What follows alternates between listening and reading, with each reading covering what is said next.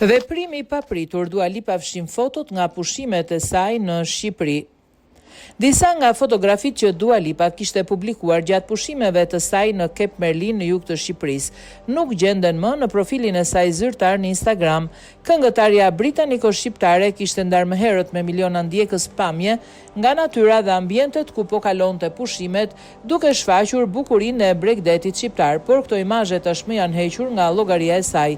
Ky veprim vjen në një periudhë kur Dua Lipa ka qenë në qendër të vëmendjes për deklaratat e saj mbi mbrojtjen e zonave natyrore dhe debatet rreth ndërtimeve në Bregdet. Në një intervistë të fundit, artistja foli për rëndësinë e ruajtjes së natyrës dhe mbështeti protestat kundër ndërtimeve në zona të mbrojtura, duke marrë reagime të shumta.